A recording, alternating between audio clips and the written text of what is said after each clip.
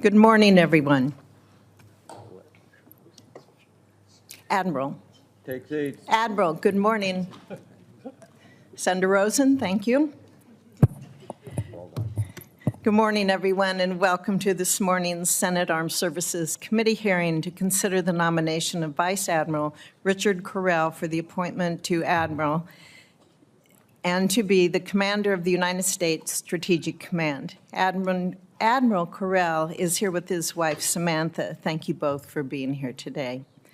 Vice Admiral Correll is a career submariner. Throughout his illustrious career, Admiral Correll has led many different commands and organizations. Their success during and after his time with them is a testament to his leadership. Since 2022, Vice Admiral Correll has served as the Deputy Commander of STRATCOM. If confirmed, his leadership, knowledge, and direct command experience will be invaluable to the men and women who serve at STRATCOM and to the Secretary, Chairman of the Joint Chiefs of Staff, and the Commander-in-Chief. And STRATCOM will continue to need great leadership in the next several years. The United States faces two adversarial nuclear powers in Russia and China. It is STRATCOM's responsibility to ensure they remain deterred and never believe they can attack the United States or our allies and not risk their own annihilation. Russia is concluding a significant modernization effort of its nuclear forces. Russia now wields modern, diverse, and capable nuclear forces, and they continue to test novel weapons, including their new Skyfall missile earlier this week. They have long held an advantage in tactical nuclear weapons. China is also modernizing its nuclear forces, but with far less transparency. They have improved their launchers, missiles, and warheads by simultaneously ramping up warhead production to potentially triple their stockpile by 2035, and they are moving breathtakingly fast. For our own forces, every day, our sailors and airmen operate the missiles, submarines, and aircraft that carry nuclear weapons, continuously deterring any would-be aggressor. But they will not last forever. The Minuteman III ICBMs, representing the land-based leg of the triad, has been in operation for 60 years. Each year, the average age of our Ohio-class submarines, which provide the most survivable leg of the nuclear triad, gets closer to 40.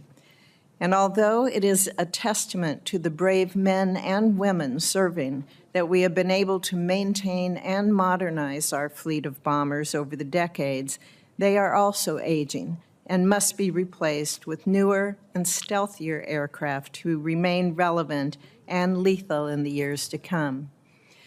The Sentinel ICBM system, Columbia-class submarines, and the B-21 bombers are all progressing, but we see too many delays.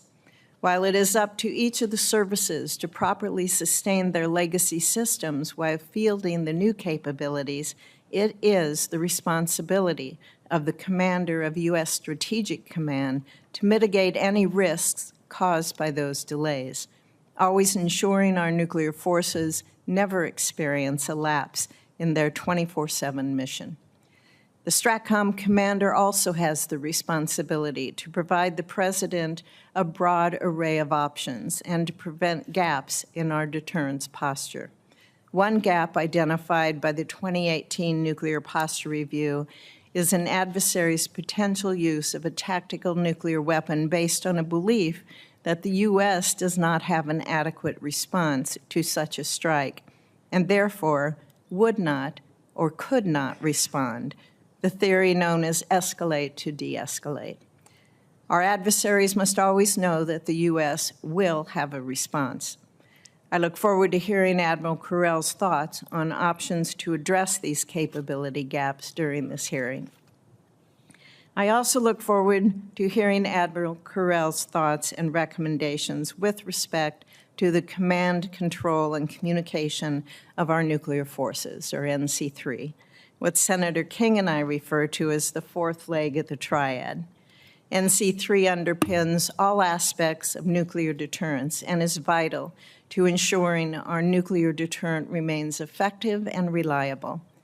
The current STRATCOM commander, General Cotton, developed an NC3 roadmap to lay out the path ahead for NC3 technology development, and the next STRATCOM commander will need to continue these efforts. So again, I say thank you to Admiral Carell and to his family for their years of service to our country and for being here today. We are truly grateful to have such a uniquely suited individual sitting before us today. With that, I would ask unanimous consent to enter Senator Wicker's opening statement into the record. With no objection, so moved. Senator Reed, you are recognized for your opening. Well, thank you very much, Madam Chairman, and good morning, Admiral Carell, and congratulations on your nomination. I'd like to welcome you and your wife, Samantha, to the hearing today, and thank you both for the long career of service to the nation. Thank you. Admiral, you are nominated to be a commander of U.S. Strategic Command, or STRATCOM. If confirmed, you would be the principal advisor to the President for all nuclear deterrence missions during an incredibly challenging period of time. Today, Russia is modernizing all three legs of its nuclear triad while developing asymmetric weapons, from counter-space capabilities to long-range nuclear torpedoes and nuclear-powered cruise missiles.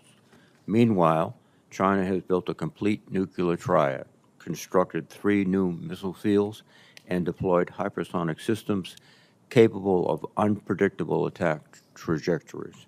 These capabilities are designed to challenge and deter our presence in the Indo-Pacific. For the first time in history, we face 2 near-peer nuclear-armed competitors simultaneously. Admiral, I would like to know your views on whether our current strategy and capabilities can meet this challenge, and how you will ensure STRATCOM is equipped to do so. Equally important is our own nuclear modernization. After decades of deferment, we are currently modernizing all 3 triad legs, our nuclear command and control systems, and our warhead production at the National Nuclear Security Administration, all the while rebuilding their Manhattan Project-era infrastructure. These modernization, construction, and refurbishment activities are limited both by their enormous cost and the scale of execution. For example, the leadership of our Columbia-class ballistic missile submarine program, which will replace our current Ohio-class fleet, is more than a year behind schedule. We need more than 100 B-21 bombers to replace our fleet of B-52s, which were last built in 1962. And our decades-old arsenal of Minuteman ICBMs must be replaced, though the Sentinel program faces major cost overruns. Admiral, given these simultaneously challenges, I'd like to know how you would propose to safely extend the service life of systems already well past their intended lifetimes. Finally, these systems, if called to use, depend on people interacting with complex hardware under extreme stress, and extreme stress is probably an understatement. To address this, the FY22 NDAA requires high-level exercises under these stressful scenarios and a review of nuclear weapon safety and security. Admiral, I would ask for your commitment to continue realistic exercises and to personally review the classified safety and security reports.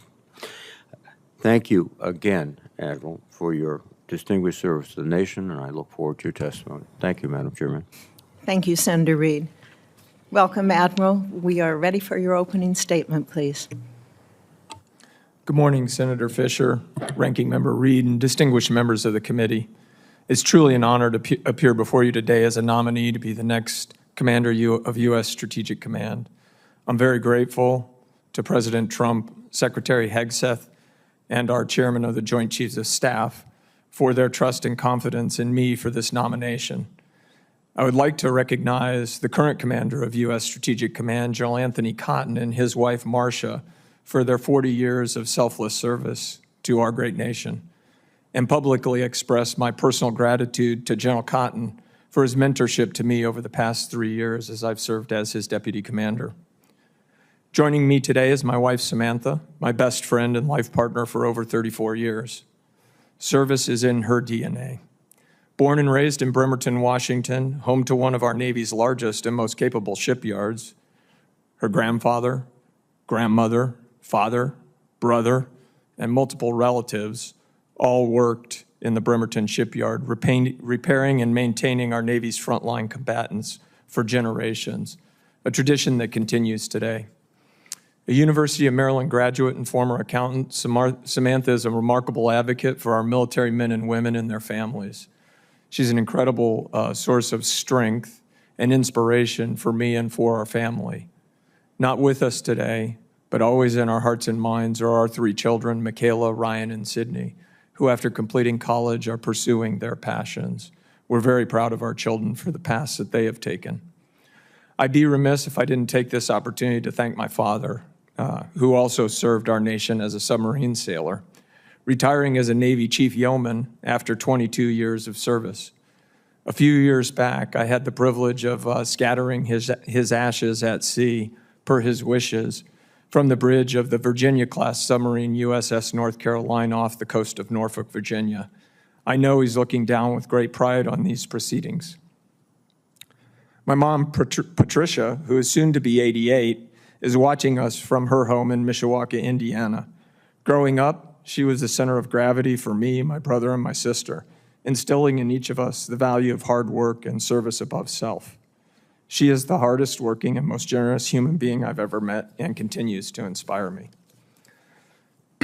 Lastly, I want to thank the men and women of U.S. Strategic Command for their continued professionalism and dedication. Their mission focus remains essential to our nation's security. We face the most complex and dynamic security environment in my lifetime, and it is both our conventional and nuclear capabilities, along with crucial support from our allies and partners, that underpins our strategic deterrence. Our nation's nuclear force continues to be safe, secure, effective, and credible. As we bring the B-21 Raider bomber aircraft, the Columbia-class ballistic missile submarine, the Sentinel intercontinental ballistic missile weapon system, the long-range standoff weapon, and the sea-launched cruise missile nuclear, or SLICM-N, online, we will continue to ensure the credibility of deterrence for decades to come. Underpinning all of this is our nuclear command and control and communication system, often referred to as NC3. While the current system is secure and resilient, modernization and sustainment of this capability is just important as the weapon systems and platforms themselves. If confirmed, I will use my authorities to ensure the NC3 systems to continue to outpace the threat. The mission of U.S. Strategic Command is to deter our adversaries and employ force, to guarantee the security of our nation and our allies. If confirmed, I will work with relevant agencies across the U.S. government within the department, collaborate closely with civilian leaders, and directly with my fellow combatant commanders as we monitor the global threats and execute operations in accordance with the National Defense Strategy. I commit to commanding a resilient joint force capable of conducting multi-domain operations focused on deterring aggression and, if necessary, defending our nation. I look forward to working with Congress and the members of this committee to address the strategic challenges of our great nation. Senator Fisher, Ranking Member Reed, distinguished members of this committee, it's an honor to sit before you today, and I look forward to answering your questions. Thank you, Admiral. To exercise its legislative and oversight responsibilities, it is important that this committee and other appropriate committees of the Congress be able to receive testimony, briefings, and other communications of information. So at this time, Admiral, I would ask you some standard questions that we give to all of our military nominees, and a yes or no answer is appropriate. Have you adhered to applicable laws and regulations governing the conflicts of interest? Yes, Senator. Do you agree, when asked, to give your personal views, even if those views differ from the administration in power? Yes, I do. Have you assumed any duties or undertaken any actions which would appear to presume the outcome of the confirmation process? No, Senator. Will you ensure your staff complies with deadlines established for requested communications, including questions for the record in hearings? Yes, I will. Will you cooperate in providing witnesses and briefers in response to congressional requests? Yes, I will. Will those witnesses be protected from reprisal for their testimony or briefings? Yes, Senator. Do you agree, if confirmed, to appear and testify upon request before this committee? Yes. Do you agree to provide documents, including copies of electronic forms of communication in a timely manner when requested by the duly constituted committee, or to consult with the committee regarding the basis for any good faith delay or denial in providing such documents? Yes, Senator. Thank you very much. I will begin questions. We'll have a 5-minute round. Admiral, I appreciated our discussion earlier this week on NC3 modernization, and I appreciate your comments in your opening statement on that. We all know that if the President is unable to command, control, or communicate with nuclear forces in any circumstance, then we've lost our deterrence. Modernizing this fourth leg of the triad is just as important, if not more so, than the other 3 legs of our triad. If confirmed, will you also be the department's NC3 enterprise lead? And can you speak to the importance of modernizing our NC3 systems, including missile warning and missile tracking systems and the new SAOC aircraft? Yes, Senator, I can speak to that. And thank you for the time in your office. I really appreciated the conversation. With respect to NC3, first off, I'd like to agree with the statement that you made. It's every bit as important. It's you can think of it as the fourth leg of our triad. We have to have assured command and control 24/7, 365. 4 broad threats that have to be addressed. They are addressed today and need to continue to be addressed going forward.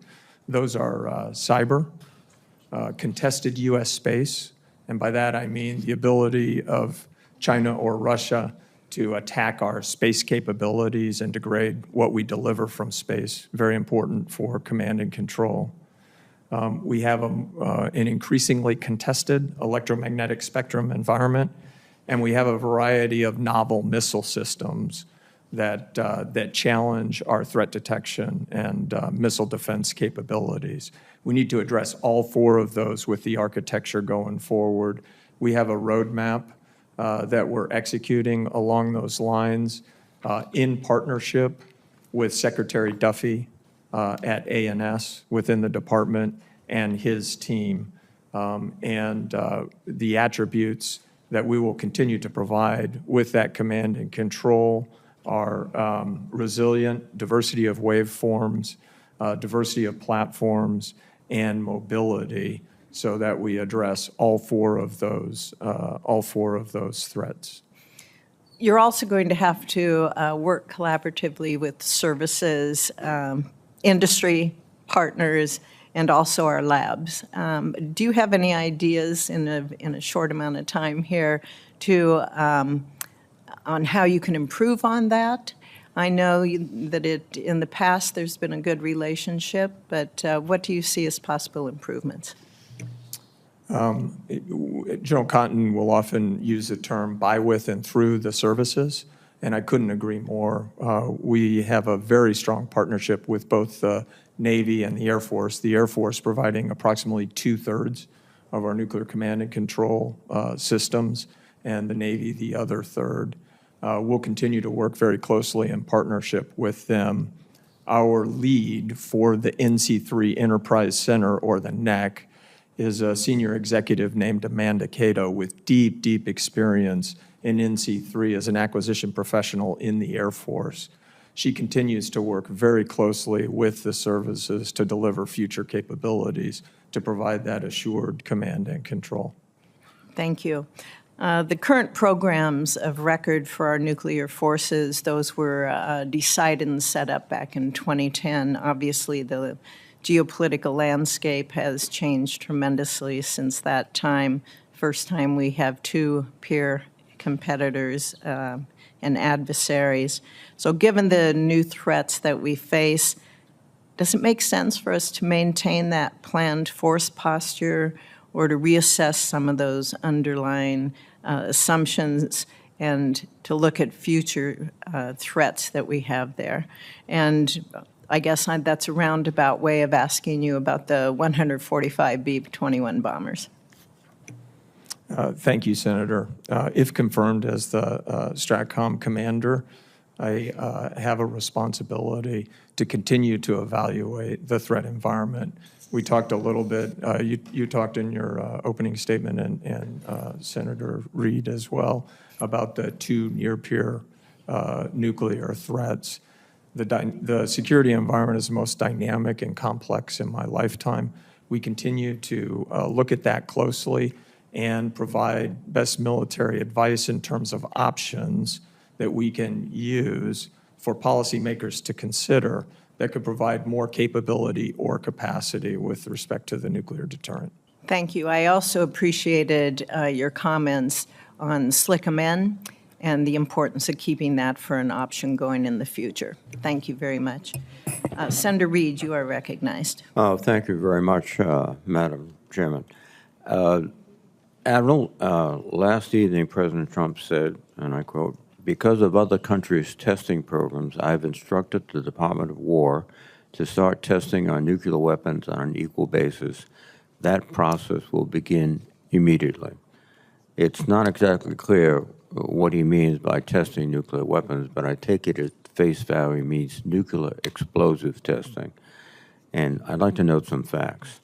Between 1945 and 1992, the U.S. conducted 1,054 tests above and below ground, and even in space, in which 928 were in Nevada. Russia conducted 715, China conducted 45. However, emerging nuclear nations like Pakistan have conducted 6, India 4, and North Korea 6, all of which were underground. Like Russia and China, we have sophisticated modeling codes based on this test data. Further, we are spending many tens of billions of dollars building new plutonium pit production capabilities at Los Alamos and the Savannah River site, and we conduct specialized plutonium pit tests underground in Nevada for verification.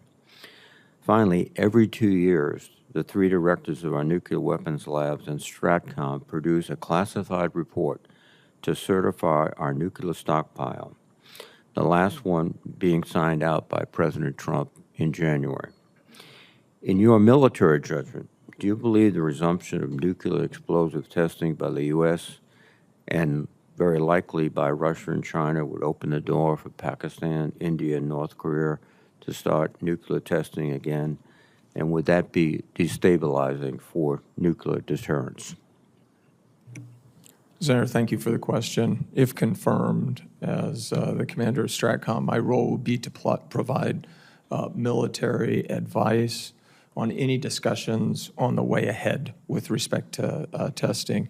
And you have my assurance that I will do that to the best of my ability, together with a team of subject matter experts, to provide this committee and policymakers the best informed analysis from a military perspective on any adjustments to our testing.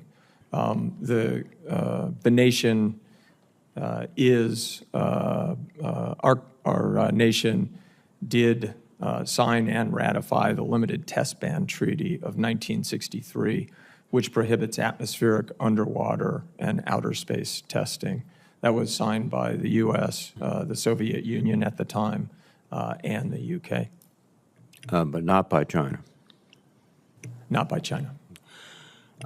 It appears that the most obvious and perhaps the only rational reason to conduct explosive testing is if you certify, along with the directors of our nuclear labs, that you cannot ensure the safety of nuclear stockpile. You just did that in January, correct? That's correct, Senator. Do you have any additional information from January that would suggest that that certification is no longer accurate?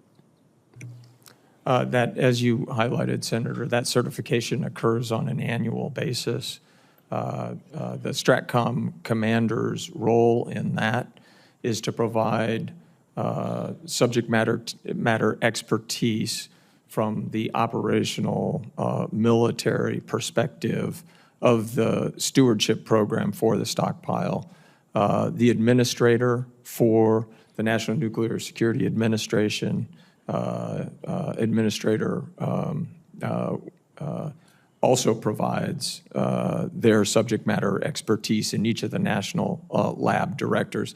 That occurs on an annual basis and is ongoing. And as you indicated, that was most recently certified in January of this year. And I would expect that process to continue going forward. Thank you. Just very quickly, the issue of fail-safe, which was quite a front-page story in the 60s, 70s, and 80s, is getting renewed attention. And one of the things that we did, and I mentioned in my opening remarks, so we require that very high-level DoD personnel participate in a regular basis in exercises in which they have to confront the possibility of a pending nuclear strike in our response.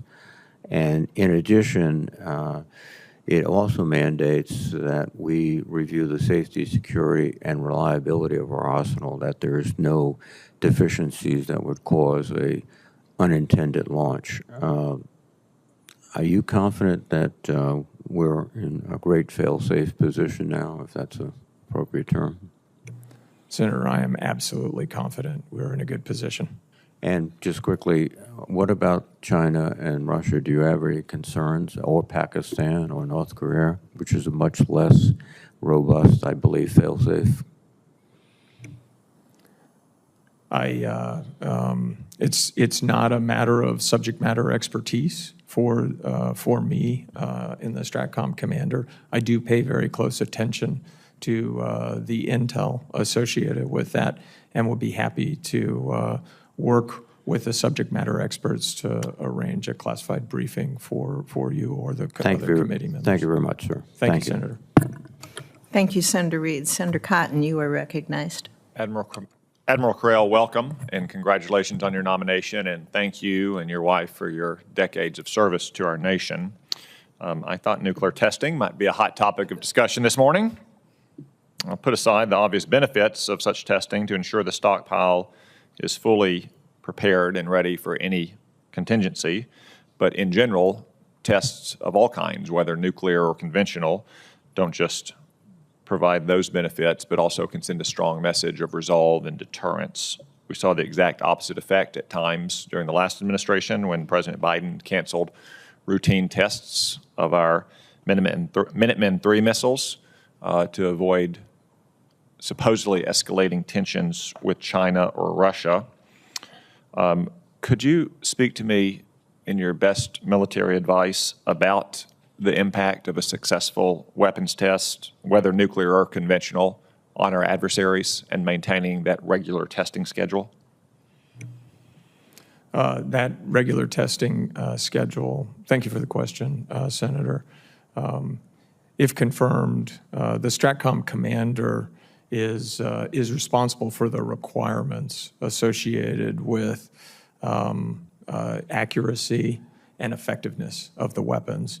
And that then drives the services and other subject matter experts' analysis of the testing required to meet those objectives. So I agree fully with you. It is a really, really important aspect of demonstrating the reliability and credibility of our nuclear deterrent, and that's an essential attribute for deterrence versus particularly in this era. Thank you.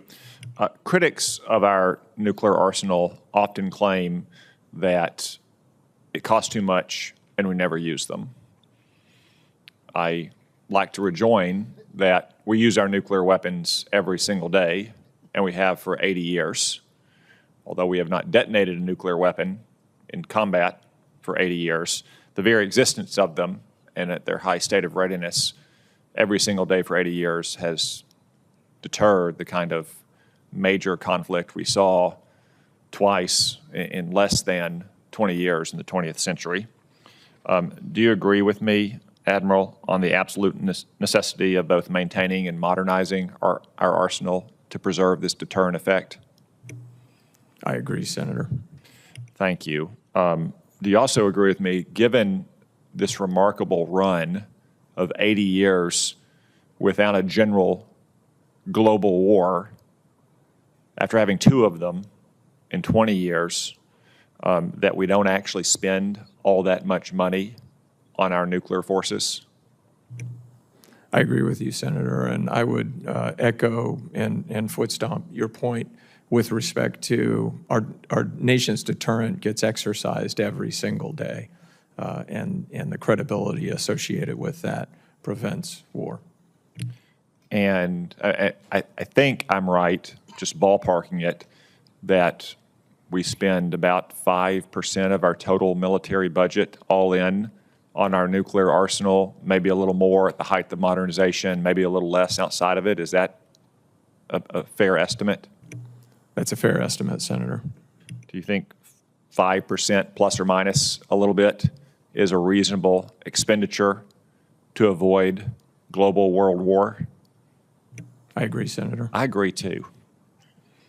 Another thing that's remarkable, if you look over the last 80 years, is that there aren't more nuclear states, especially nuclear states in regions that have deep tensions and where nations are often at daggers drawn.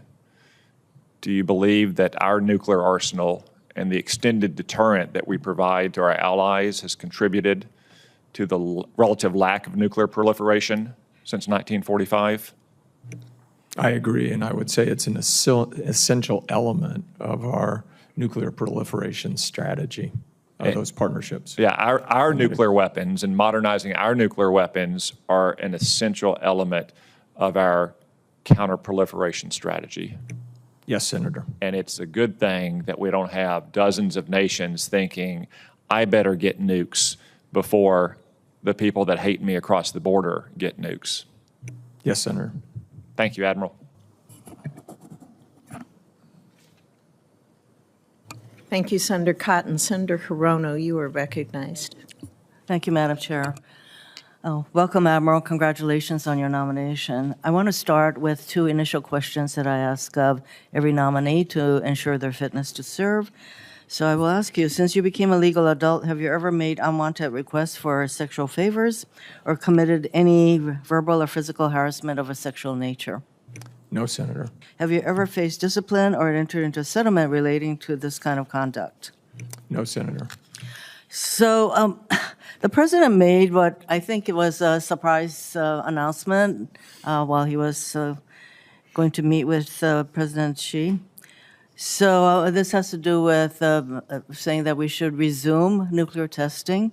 And the last time the U.S. conducted nuclear tests was in 1992. And would resumption of the kind of testing that he's talking about apparently require an EIS? I'm not familiar with the term EIS. Environmental impact statement. That's not a matter of expertise for me, Senator. Well, I think under the National Environmental Policy Act, I mean, NEPA, the resumption of nuclear testing, because of the environmental concerns, health concerns, long-term impacts of such testing, that it would require an EIS, which means that there is a comment period, et cetera, before such testing can resume. Let me ask you this then. We're told that the cost to recapitalize the nuclear triad over the next 10 years is $946 billion. That is a huge cost just to recapitalize, as I said, the nuclear triad. So given that huge cost, do you think that what we should do is resume nuclear testing, which experts have estimated would cost $125 to $150 million per test? Senator, if confirmed in the role of the STRATCOM commander, my role would be to provide military advice, and I would look forward to working with the committee and policy members to inform the way ahead with respect to any testing, whether that's testing of our missile systems or surety associated with the nuclear weapons stockpile. I think that is going to be really important because it appears that I don't know what thought processes the president went through and who he talked to before he made this, what I would consider a very consequential announcement, and how our adversaries, Russia and China, would regard our resumption of testing, and they may push them to do even more testing from their standpoint, because we have the Stockpile Stewardship Program to ensure the safety and reliability of our nuclear weapons without explosive testing. And the program relies on supercomputers, simulations, non-explosive experiments, and technology. We have a lot of technology that keeps us ahead of our adversaries in terms of ensuring that our nuclear stockpile is actually reliable. So do you think that resumption of testing on our part would spur China, North Korea, Russia to do more testing from their standpoint? Could that result? Senator, thank you for the question. I wouldn't presume to predict a response on the part of Russia or China. I look forward to supporting the president's priorities and working with this committee if confirmed Don't you on the way think? ahead. Excuse me, Admiral. Don't you think we should really contemplate and consider what the impact might be and what the response might be by China, Russia, North Korea, if we resume our testing? I'm not saying we shouldn't, but those are considerations that should be assessed. Wouldn't you agree? I would agree that the subject matter expertise with respect to how those countries might respond to any changes in a test regimen, but I wouldn't presume that the president's words meant nuclear testing. Well, that's what he I think, said. I believe the quote was, "Start testing our nuclear weapons on an equal basis." Neither China or Russia has conducted a nuclear explosive test. So I'm not reading anything into it or reading anything out Yeah, to it. so again, that points out what precision kind of, is important. excuse me, Admiral, what kind of thought processes the president went through before he made, well, I would say a consequential announcement. Thank you, Madam Chair. Thank you, Senator. Thank you, Senator Hirono. Senator Rounds, you were recognized. Thank you, Madam Chair. Admiral, first of all, thank you for your service. Thank you to your family for their sacrifice as well as you have deployed on multiple occasions, and we appreciate your offer to continue that service. In my office, we talked about Spectrum, and I warned you that that was going to be an item that I was going to no surprise to the rest of the committee here, that I'm going to follow up on it right now.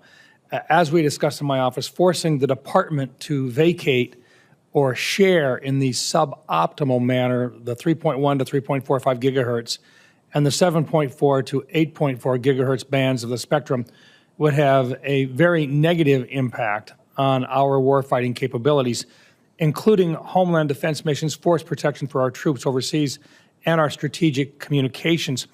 How important is spectrum to U.S. nuclear deterrence? Senator, it's vitally important. And I recall the words that Admiral Caudle used in his testimony when asked about this, speaking from the Navy and the department's perspective. And he said the impact of vacating would be, the quote was 200 billion. He said infinity. So much greater than that, and more than 100 years. But, you know, obviously embellishing, but the point being that it's a vital area of the spectrum for our military capabilities, and that includes command and control and missile defense. Yeah, let's follow up on that just a little bit, because I agree with that. And Admiral Caudle's comments were that the cost of moving the assets, the Navy assets, out of those protected bands might as well be infinity, because the physics of the S-band are not replicable in other bands. And clearly you agree with Admiral Cottle's analysis on it. In your professional military opinion, how might forcing commercial high-power wireless providers into the department's S-band impact our early warning radars? Senator, that would have a negative impact, and I'd be happy to, follow up with you and the committee in a classified setting to discuss the details associated with that. I recognize that a lot of this that we're talking about is classified, but the public needs to understand, and this is the only way we can do it, is to have folks that have the ability to share it, how critical it is that we protect certain parts of the spectrum that some people would prefer to release for commercial operation. I just simply want your analysis of how serious that is. It's incredibly serious to the point of, significantly, dramatically increasing the risk with the ability to provide assured command and control and the operation of our missile defense systems. If confirmed, for the nuclear mission. If confirmed, will you let your chain of command and Congress know if you believe any interagency decisions regarding spectrum would have a negative impact on the department's warfighting capabilities and nuclear deterrence? Yes, Senator. It would be speaking truth to power. Yes, Senator. Okay. Earlier this year, General Cotton testified to this committee that he believes 145 B-21s are needed to support STRATCOM. Do you agree with this assessment? I agree with General Cotton's assessment, and I believe he's been on the record saying between 140 and 150 B-21s, and the services position has been at least 100. So that'll be a continuing conversation. Recognizing that some parts of our capabilities take a long time to get established, and they, in a lot of cases, go over budget. In this particular case, is it still true that the B-21 is not only on time, it is on budget as well? The B-21 is one of the strongest performing large acquisition programs we have, and I agree. It's on time and on budget. Thank you. Given the growing potential for a multi-theater conflict, if we get into it with China, we're going to have Russia right there as well. Or the other way around. If we get into it with Russia, we're going to have China right there as well.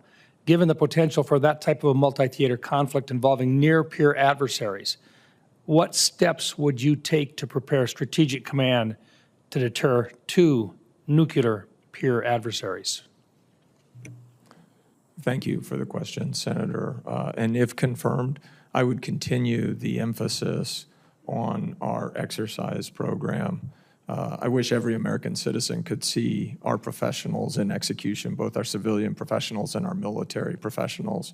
But as Senator Cotton referred to, our nation's strategic deterrent is in execution and practiced every day. To that end, we conduct somewhere north or south of approximately 400 command and control exercises per year. I've personally participated in more than 100, and we will continue to do that to assure our capabilities and the ability. Job one for the STRATCOM commander is to preserve decision space for national command authority, and then together with fellow combatant commanders and the chairman, provide options should they be required. Thank you. Thank you, Madam Chair. Thank you, Senator Rounds. Senator Kane, you are recognized. Thank you, Madam Chair, and Admiral Correll, congratulations on your nomination. I look forward to supporting you, and I enjoyed our visit yesterday. Before I have a question or two for you, I just want to put on the record for my colleagues a deep concern about the news that broke yesterday that the Pentagon was briefing Senate Republican colleagues about actions in the Caribbean, Pacific, and potentially in Venezuela without inviting Democrats to that briefing. That, in my mind, is starting to amount to a troublesome pattern. At the beginning of the year, most of us were denied the opportunity to meet with the nominee for Secretary of Defense before his confirmation hearing.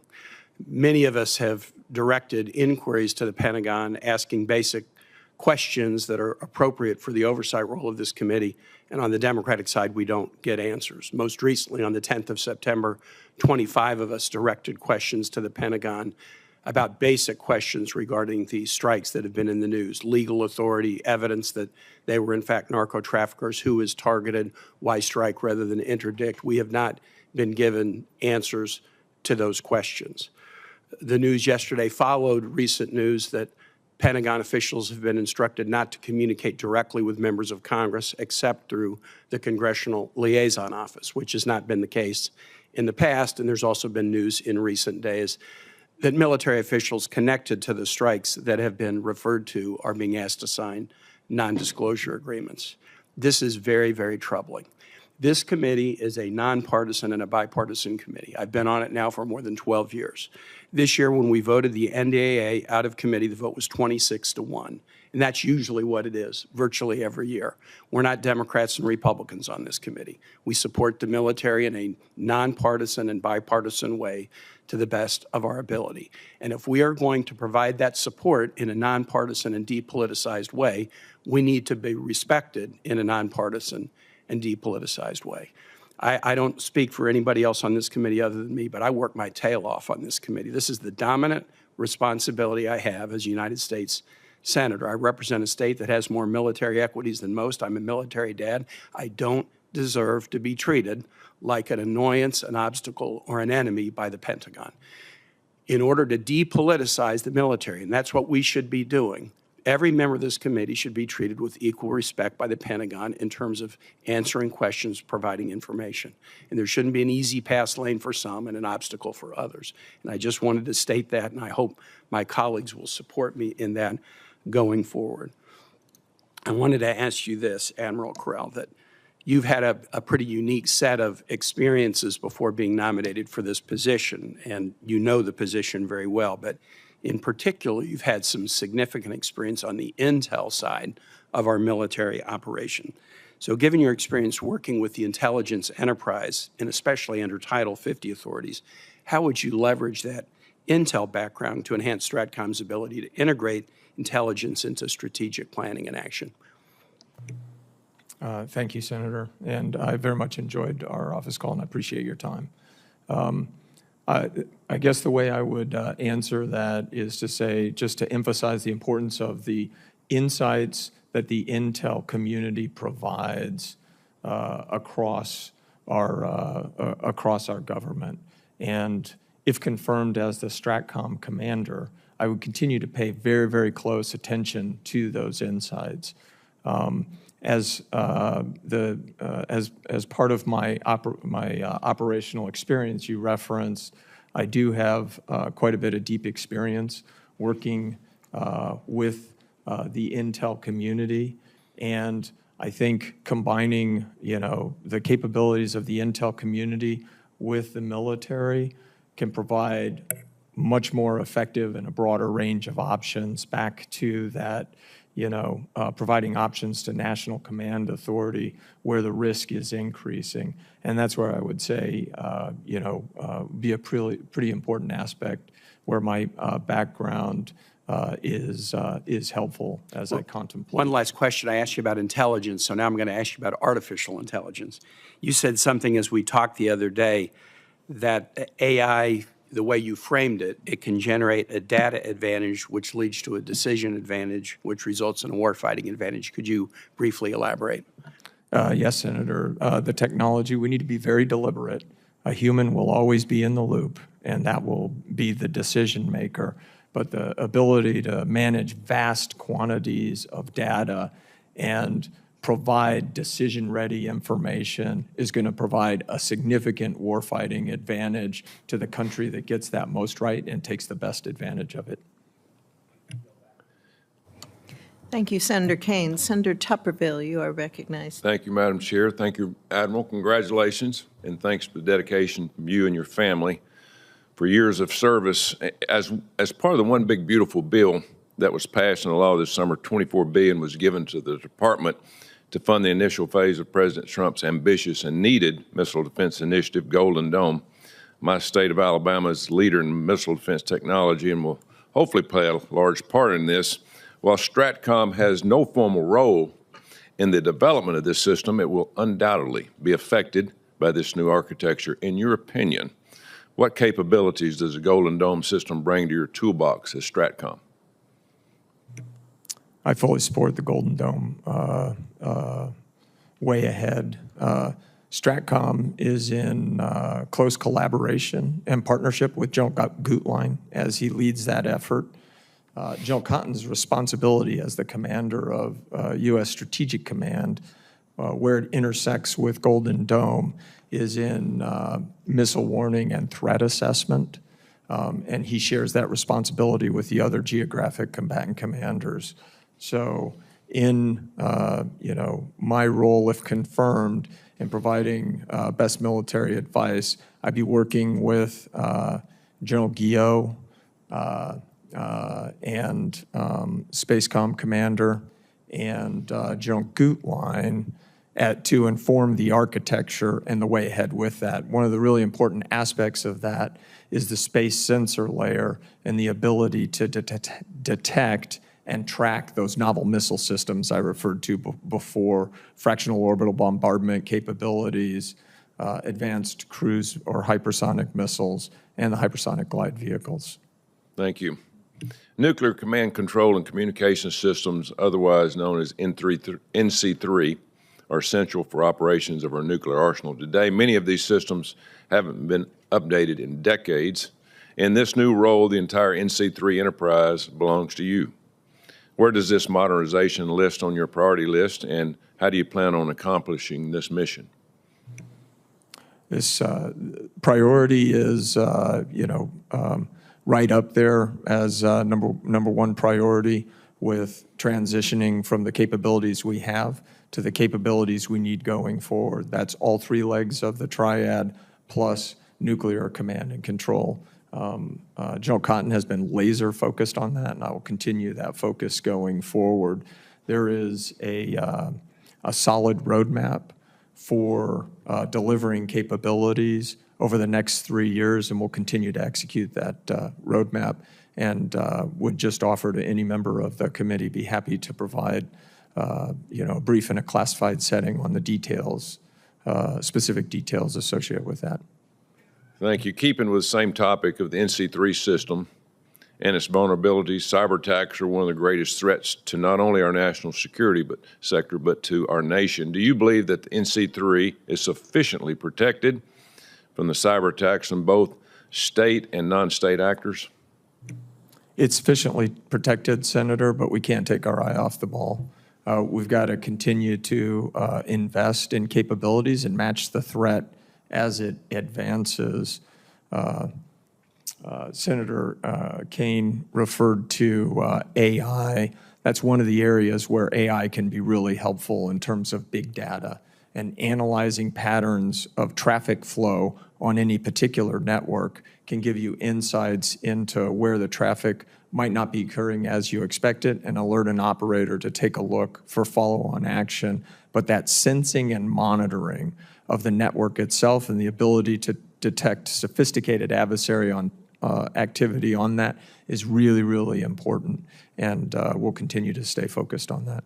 You know, when you were in my office the other day, you mentioned how important the acquisition, reform, and strengthening of the defense industrial base is to STRATCOM. Can you describe ways you can help the department reform our system for developing and procuring weapon systems while positioning our defense industry base to compete with our near-peer nuclear adversaries?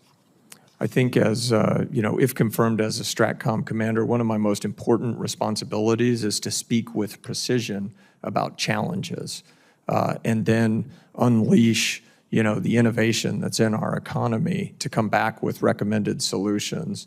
Our Deputy Secretary has talked about how we advance the ecosystem to encourage innovation and more rapid delivery of capabilities. And, I'm not an acquisition professional expert, but I fully support the initiatives that he's embarked with the department to advance that. And I would anticipate working very closely with the services so that we have a common view of the challenges in terms of, those challenges and possible innovative solutions, along with Secretary Duffy's team which is acquisition and sustainment within the department. Thank you, Senator Tupperville. I'd remind my colleagues on this committee that we put into place the framework to get the wheels turning on what was then later named Golden Dome. So we've been supportive of that on this committee and in Congress with the NDAA before we got the term Golden Dome. So thank you, Senator Tupperville. Senator King, you are recognized. Thank you, Madam Chair. Admiral, welcome to the committee. Several times you've talked about the exercises that go on at STRATCOM in terms of a potential or a hypothetical nuclear strike. I participated in 2 of those exercises, one of the most profound experiences of my life. My understanding is that no president since Ronald Reagan has participated in one of those exercises. Is that the fact? Senator, I'll follow up with you. I believe it's since President Carter in 1977. Okay, but still, It's been a long time. A lot Yes, of presidents since that Senator. time. I don't understand that, why that doesn't occur. If I were president, I wouldn't want the first time I was in that room to be real. And I hope that you might command, you use the term national command authority, that's the president. And I hope you might pass up the line that this is an experience the president, any president should have early on in their term. Secondly, we've been talking about this phrase the president used yesterday. I feel like we're doing Talmudic analysis here of the words. Because of other countries' testing programs, I've instructed the Department of Defense, to start testing our nuclear weapons on an equal basis. Are any other countries doing explosive testing of nuclear warheads? Senator, one, thank you for the time in your office. I really appreciate your time and the conversation. To my knowledge, the explosive testing, the last explosive nuclear testing was by North Korea or DPRK, and that was in 2017 to be publicly confirmed. But Russia and China have not done explosive that we know of, is that correct? No. For China, last publicly acknowledged test was in 1996. He then goes on, this process will begin immediately. We are testing our nuclear weapons on an equal basis. It could be that what he's talking about is delivery systems. Is that not correct? That because they're testing, I think this isn't, just recently we learned about the new Skyfall Russian missile. Is that a reasonable interpretation of what he's saying rather than explosive testing of weapons? I don't have insight into the president's intent. I agree that that could be an interpretation. Well, we hope that that's clarified in coming days. NC3, there's been a lot of discussion about it. You've already talked about how important it is. I can guarantee that at this very moment, there are attacks underway on our NC3 system. My question is, not only are we defending, do you do a regular red team kind of exercise? Do we hire people to try to break into our NC3 system in order to tell us our vulnerabilities? My experience is CIOs will always tell you everything's fine, boss, until somebody shows that it isn't. Is red teaming part of the process here? It is part of the process, and in a classified setting, I'd be happy to follow up with you. And I agree. That's a really important aspect of, challenging ourselves and making sure, we're, assume that the adversary is as capable as we are. And then are we accounting for that? That's an important aspect of understanding our vulnerabilities. Thank you. One of the lesser known responsibilities of STRATCOM is electronic warfare. Talk to me about where we stand in terms of the responsibilities, analysis. My sense is that this is an area where we perhaps aren't where we ought to be. Senator, my experience is the Joint Force is laser focused on electronic warfare. General Cotton, as the commander of STRATCOM, is responsible for reporting on training and understanding of the electromagnetic spectrum capabilities within the joint force, and then advocacy for developing electromagnetic spectrum capabilities. There's a rich body of lessons learned associated with the Russia-Ukraine conflict that is being applied within the joint force and needs to continue to inform the way ahead. We're not where we need to be, but we're focused on it and making progress. One final question. The whole nuclear enterprise, as we've discussed here today, is based upon the principle of deterrence. That's the cornerstone of our entire defense strategy. It strikes me that we need to be taking account of new weapon systems. For example, a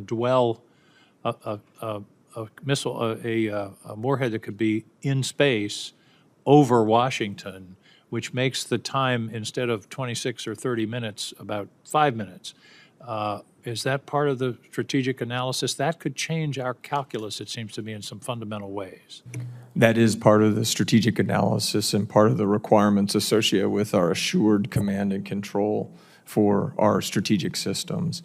And the three legs of the triad are complementary and collectively contribute to the overall deterrent effect. And one of the really, really important aspects of that is assured capability to respond. And that has not been put at risk. I'm out of time. I appreciate your answers. I think for the record, we'll talk further about Sentinel and where that stands. Thank you very much, Admiral. Thank you, Senator. Thank you, Senator King. Senator Sheehy, you are recognized. Thanks, Senator King. Those are great questions. I think they were right on target. How old is the design for the Minuteman III missile system? The Minuteman III was initially fielded in the 1960s. Okay, so probably older than both of us and most people here, I think. So maybe not me, Senator. Well, you look young, so how often do we test new airplanes? All new airplanes undergo a rigorous testing program before they're certified for flight operations. And how often are we testing our submarines and our spacecraft?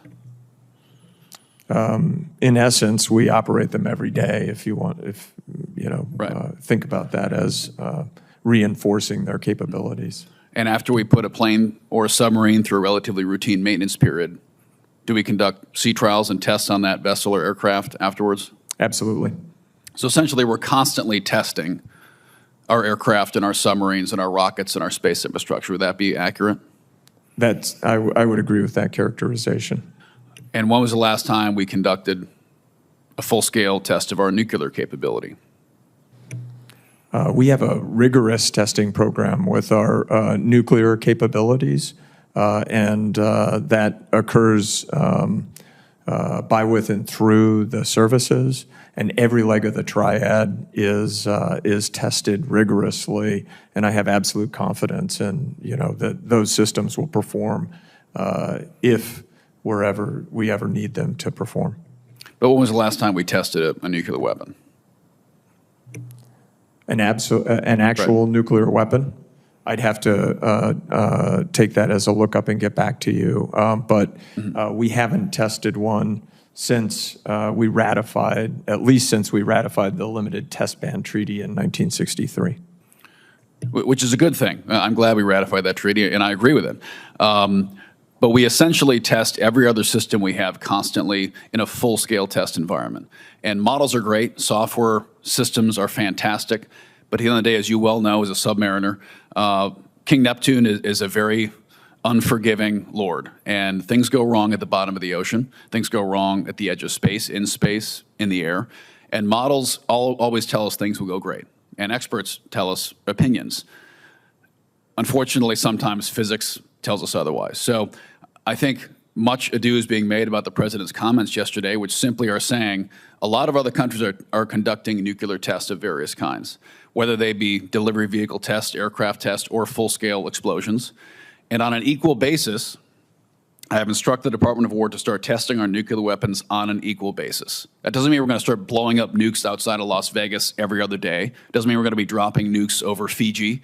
It means we're going to be testing on an equal basis. And I don't think that's at all an unreasonable position to take, for the commander-in-chief of the largest military in the world that's operating 60-year-old missile systems in my state against an adversary that is innovating hypersonic glide vehicles, very maneuverable drones, perhaps even orbiting nukes that we hopefully don't think they're there, but they very well may be, that are going to absolutely test the very fabric of our nuclear infrastructure.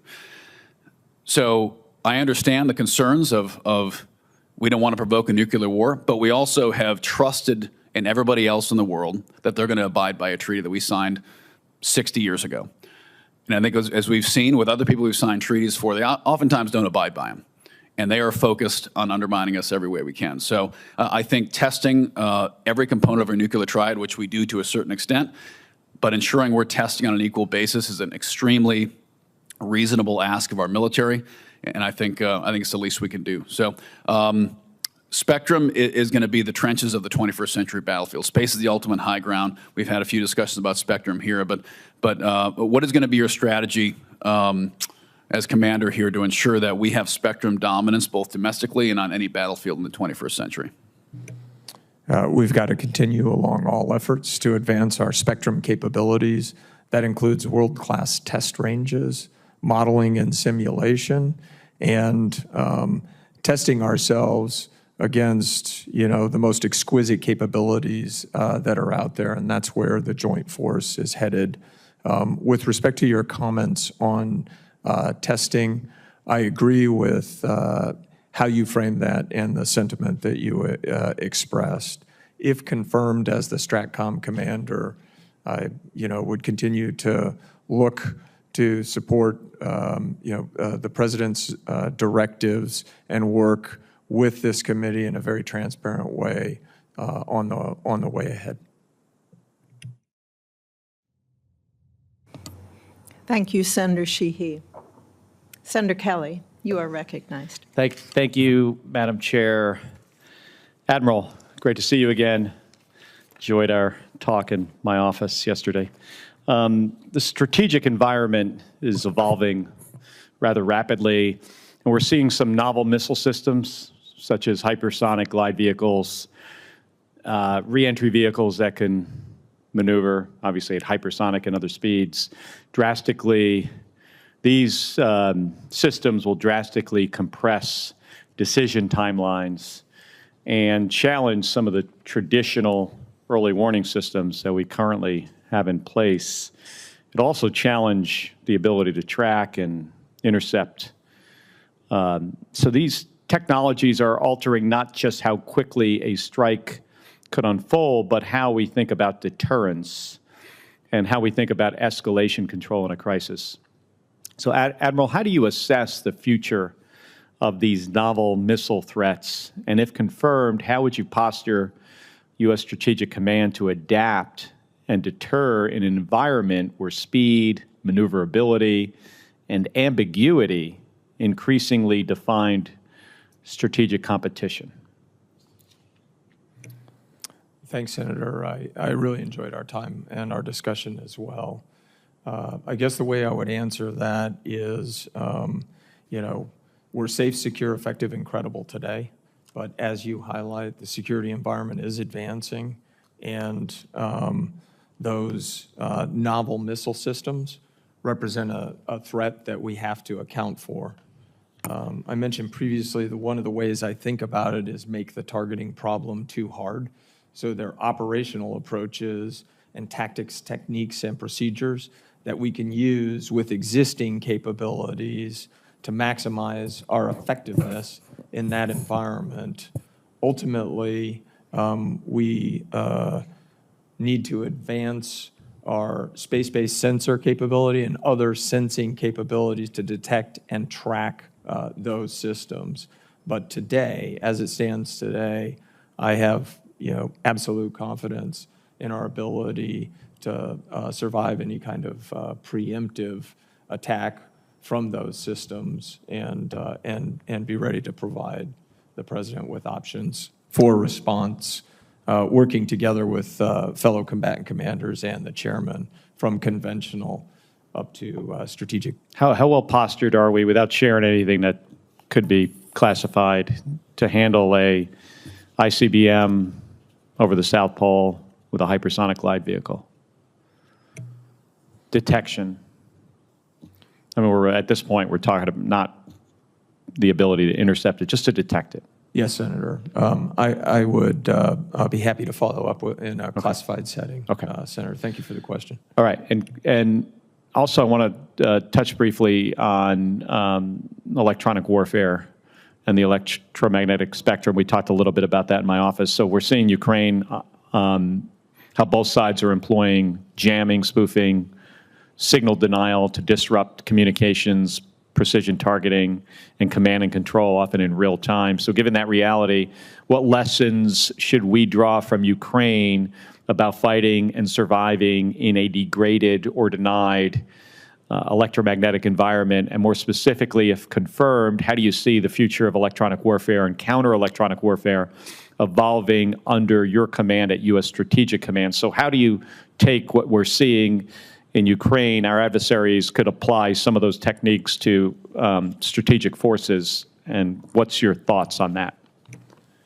My thoughts are that it's an incredibly rich learning environment for what we've seen, and the pace of the agility needed, the move and counter move with respect to contesting the electromagnetic spectrum is occurring on almost a daily basis during that conflict, and it really challenges the ability to take and hold territory.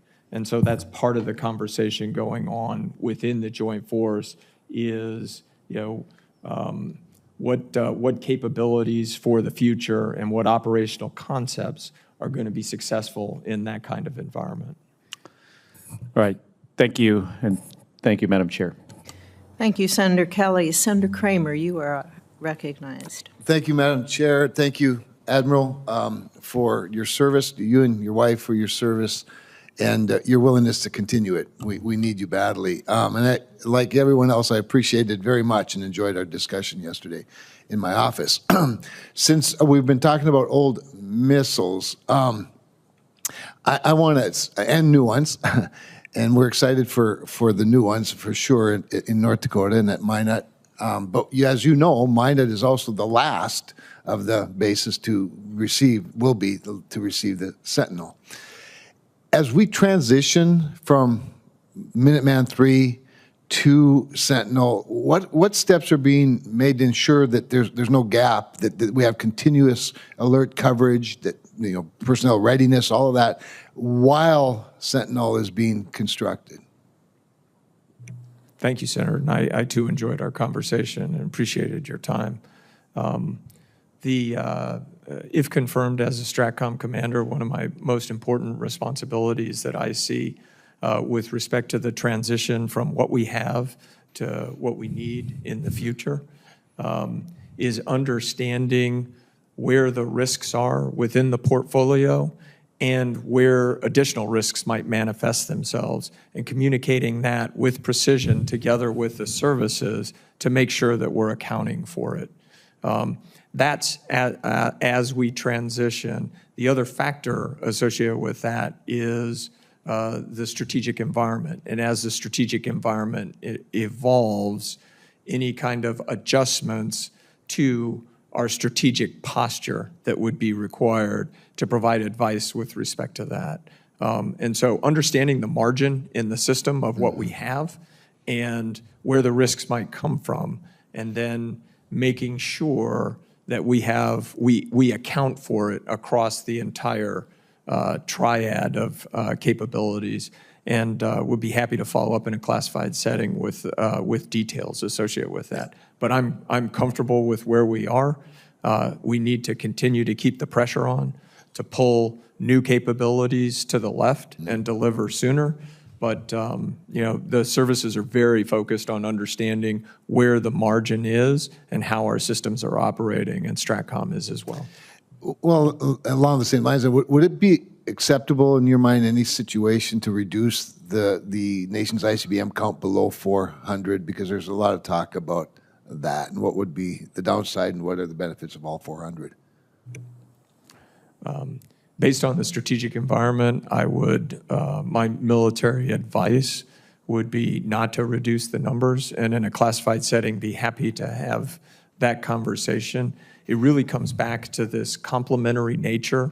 The whole is much greater than the sum of the parts, and each leg of the triad has unique attributes that are really important. With respect to our Minuteman III system, its availability since the 1960s, 24/7, 365, ability to retarget and hold at risk, what's required, again, for that operational flexibility and providing the max range of options to the president is really, really important together with the other legs of the triad. Well, not to be outdone by the age of missiles, we have some really old airplanes, too, at Minot. As you know, we have 2 of the 3 legs of the nuclear triad. The B-52s have been around longer than you and Senator Sheehy as well. And the B-52s are due for modernization as well in the engines, as you know. We appreciate the new helicopters that are coming to replace the very old Hueys as well. Obviously, modernization is important in Minot. But you talked a little earlier with Senator Rounds about B-21s. We talked a little bit about the number above 100. It's becoming pretty common speak, obviously. But maybe you could speak a little bit to the B-52, whether we get to replace them someday with B-21s. It's not on the docket now, or the importance of that machine as, again, through this transition of modernization.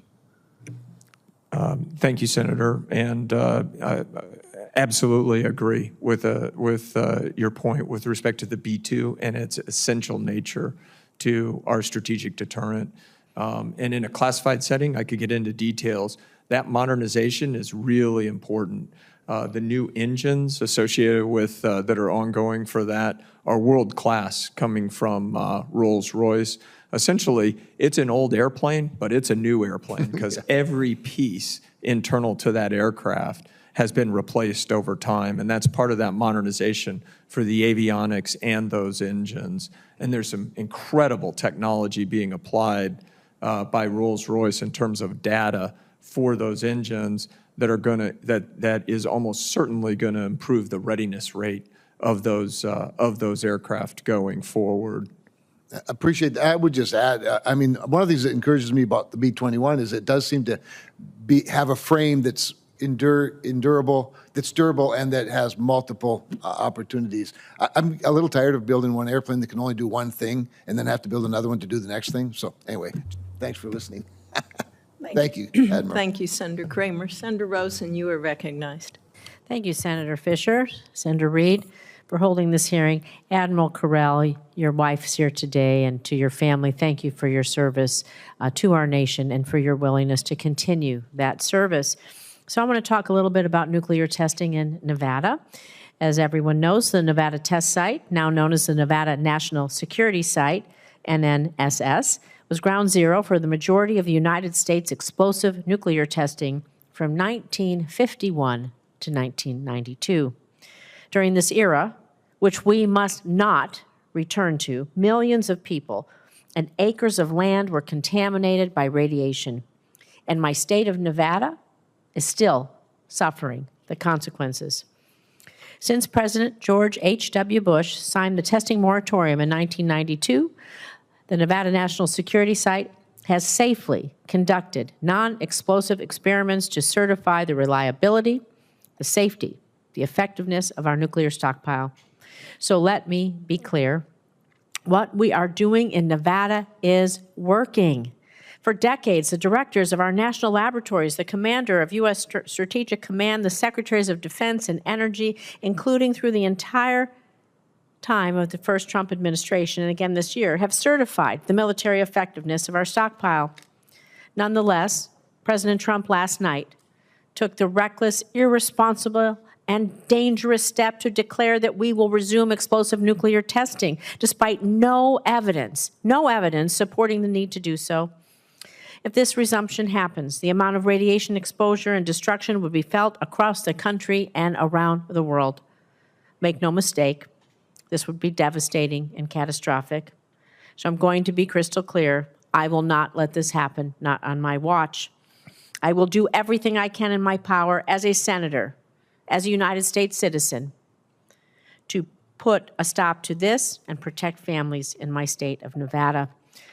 So, Admiral Corral, can you clarify what you told the committee earlier this morning and clearly tell us, in your expert opinion, are explosive nuclear tests necessary, yes or no? Senator, I'd be happy to schedule a follow-on briefing in a classified setting to have a discussion about testing. The STRATCOM commander's role, and if confirmed, my role would be to provide the requirements for the accuracy. Do you think then we're not meeting our? You do not feel confident with the tests that our national labs and what we're doing at the test site, that the tests that we've been doing since 1992, when we stopped that above and below ground nuclear testing, have not been adequate enough to ensure the integrity of our nuclear arsenal? The adequacy and efficacy of the nuclear weapons stockpile is certified on an annual basis. And do you trust in those tests? And it was certified satisfactorily, and I do trust that assessment. And so would you subject matter counsel experts. the president on national security implications? And let me tell you that we like to say in Nevada, what happens in Las Vegas stays in Vegas. But if you start those explosive nuclear tests, I can tell you this: every bit of air, every bit of groundwater, every bit of soil across these United States will be contaminated with radiation, and everyone in this country will suffer, not just the people of Nevada. So how would you counsel the president on this issue of resuming explosive nuclear tests? Senator, I would provide my best military advice in a private setting and classified setting. So I know you're not there yet, and you've had a career working in all of this, worked very hard, and have so much knowledge. I look forward to really working with you and working to move all of these issues forward. I just want to be sure that you agree with data-informed assessments and that there really isn't a technical or strategic justification for resuming what might be a great photo op of a mushroom cloud over the western United States. Senator, I have always been driven by data and, to the best of my ability, provide forthright and candid advice. And I commit that will not change going forward. And thank you for the question. Thank you. I look forward to setting up that meeting in the SCIF to discuss this further. Thank you. Thank you, Senator. Thank you, Senator Rosen. Senator Warren, you were recognized. Thank you, Madam Chairman. And I want to say thank you to Senator Rosen. I want to follow up, but it's clear you're not going to answer much here in an open setting. But I'd like to join you when the meeting goes to the SCIF to understand the seriousness of this moment and what it means for our nation. Last night, the president may have launched us on a path of a new arms race when he announced that we should base our testing of nuclear weapons on what other countries, including states like North Korea, do to terrorize the world. At the same time, the Trump administration is cracking down on independent oversight and reporting at the Pentagon. This should be a flashing red light for this committee and for our constitutional oversight duties. This is billions, even trillions of taxpayer dollars that we're talking about, and the safety and security of the people and the land of the United States itself. We need independent assessments for what's happening here, and we need someone who's going to be candid with us about both their assessment and the facts about what's going on. So if I can, I'm going to ask some other questions that I think we can answer appropriately in this setting. I want to say congratulations on your nomination. As the commander of the U.S. Strategic Command, it's going to be your job to manage our current and future nuclear arsenal.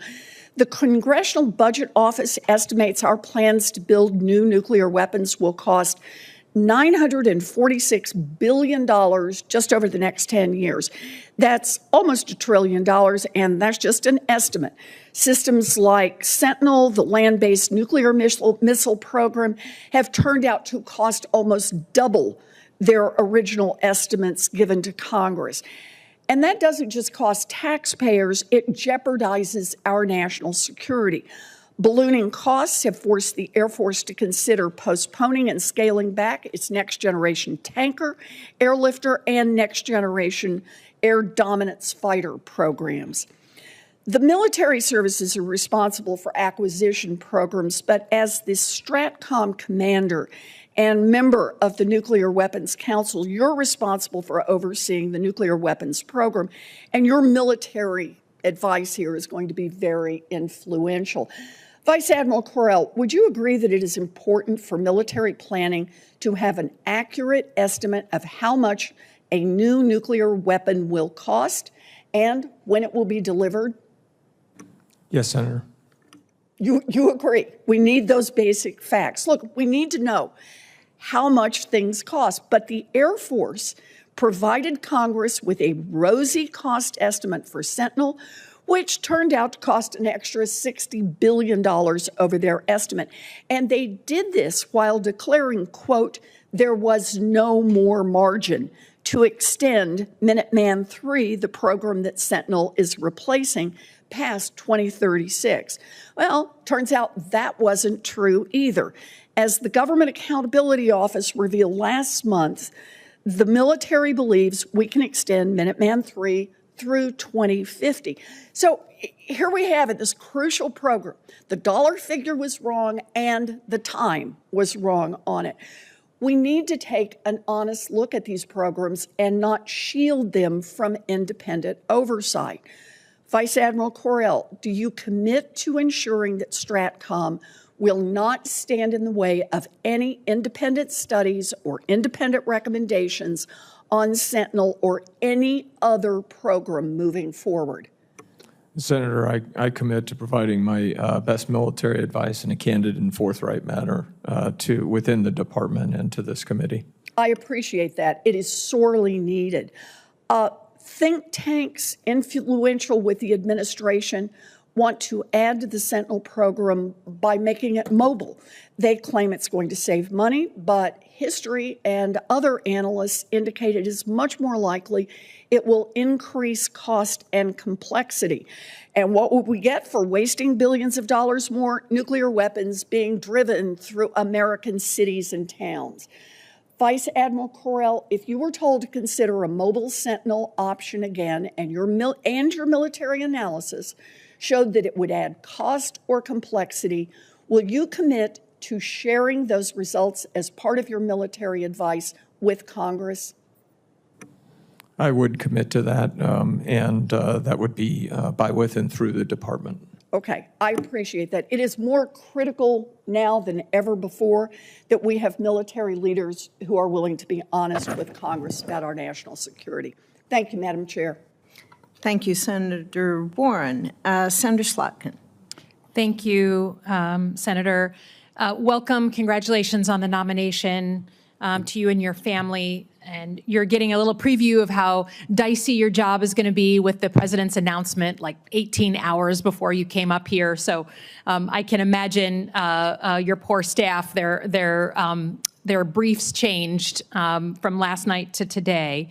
I think anyone who's coming up here to take an important position like the head of STRATCOM in charge of 41,000 people, it's an extremely big deal. Out of a military of 1.3 million people, we only have 38 four-star generals. I think it's a very rare thing to be a four-star in the U.S. military. And it's hard to notice that we are losing 4 stars, 3 stars, and even 2 stars in a pretty unusual way over the last 9 months. Just in those months, we have lost the chairman of the Joint Chiefs, the Chief of Staff of the Air Force, the Vice Chief of Staff of the Air Force, the Vice Chief of Staff of the Army, Chief of Naval Operations, Commander of Cybercom and Director of NSA, Commander of Southcom, Commandant of the Coast Guard, the SMA to the SecDef, the director of DIA, Naval Special Warfare Commander, the top Army lawyer, the top Air Force lawyer, representative to NATO, the Joint Staff Director for J5, the Joint Staff J3, and the Chief of Naval Research. By my count, that is 17 GOFOs, general officers, who have been removed from their positions or retired early in 9 months. I'm a former CIA officer, so we used to look at other foreign militaries and make assessments on them. If I saw 17 general officers removed from their positions in a foreign military, we would call that a purge. That's the technical definition when a new leader comes in and just cleans house. The places where we've looked at these kinds of things are places like China, right, where they remove large numbers of officers at one time. I used to work on Iraq. They would do the same thing. It is very clear that the Secretary of Defense is trying to reshape the department in ways that are very different than previous administrations, and he is critical of anyone who takes issue with him, his leadership, or decision-making of him or the president. Now, you've repeated many times, rightly, that your job will be to give best military advice. But what we are seeing over and over in black and white is that when people in similar positions give their best military advice, they get removed. If that military advice is somehow not in line with the thinking of this president and the secretary, you get fired. So there's going to come a moment. I don't know when it's going to be. I hope you never have it, but there will be a moment behind closed doors, not when the lights are on and the hearings going on, when you will have that really existential decision you will have to make. Do I give my best military advice and tell people news they don't want to hear, information they don't want to hear, or will I just go along to get along to make sure that my bosses are happy and I don't rock the boat? You swore an oath over and over your whole career to the Constitution, not to any one man, not to one president, but to the Constitution of the United States. So can you say with conviction, when your moment comes, because it's coming, you're behind closed doors and you have that moral and professional obligation to make, that you, at risk, knowing that your job is at risk, you will say the right and best military advice based on facts and not just what Secretary Hegseth wants you to say? Senator, over the course of my career, I've adhered to that principle, and I will adhere to that principle going forward, consistent with my oath to the Constitution. Well, we are counting on it, and we've had every single nominee come up and say the same thing. I've asked this question to pretty much every single nominee that's come up before me.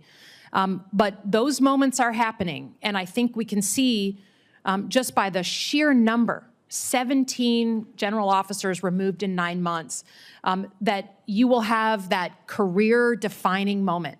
And because your job involves nuclear weapons, there couldn't be a more important set of issues to work on when it comes to sort of moral decision-making. We are counting on you. The young folks who work for you, those 41,000 people, are counting on you to make the right decision when the doors are closed. So thank you, and I encourage you all of Godspeed. Thank you, Senator Slotkin. Admiral, seeing no other of my colleagues here, I thank you for being here today. I thank you for responding to the questions as they were presented to you. And with that, I declare the hearing closed.